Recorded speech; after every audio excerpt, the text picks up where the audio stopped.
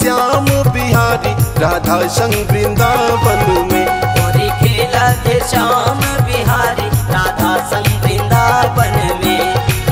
वृंदावन में जी वृंदावन में, वृंदावन में जी वृंदावन में होली खेलते, होली खेलते श्याम बिहारी राधा संग वृंदावन में। होली खेलते श्याम बिहारी राधा संग वृंदावन में।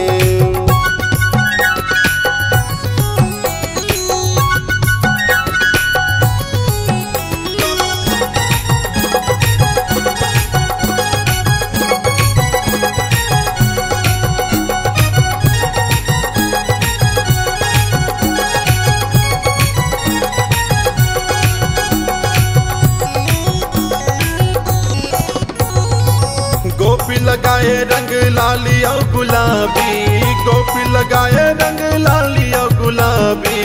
राधा भरी भरी मारे पिचकारी, हाँ राधा भरी भरी मारे पिचकारी।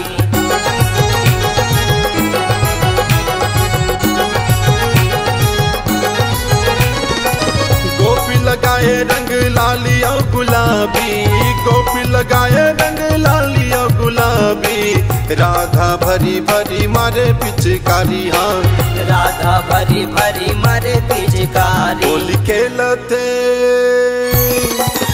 होली खेलते श्याम बिहारी राधा संग वृंदावन में। होली खेलते श्याम बिहारी राधा संग वृंदावन में।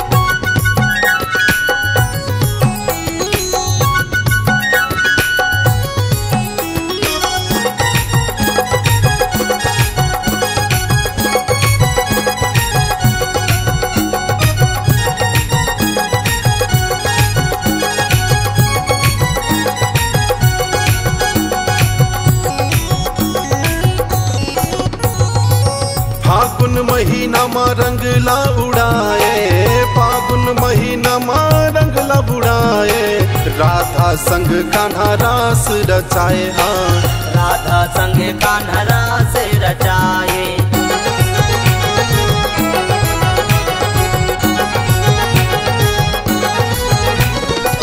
फागुन महीना मा रंगला उड़ाए, फागुन महीना मा रंगला उड़ाए। राधा संग कान्हा रास रचाए, हाँ राधा संग कान्हा रास रचाए। होली खेलते, होली खेलते श्याम बिहारी राधा संग वृंदावन में। होली खेलते श्याम बिहारी राधा संग वृंदावन में। वृंदावन में जी वृंदावन में, वृंदावन में जी वृंदावन में होली खेलते,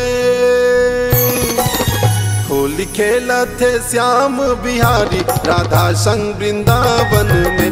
होली खेला थे श्याम बिहारी राधा संग वृंदावन में। होली खेलते श्याम बिहारी राधा संग वृंदावन में। होली खेलते श्याम बिहारी राधा संग वृंदावन में।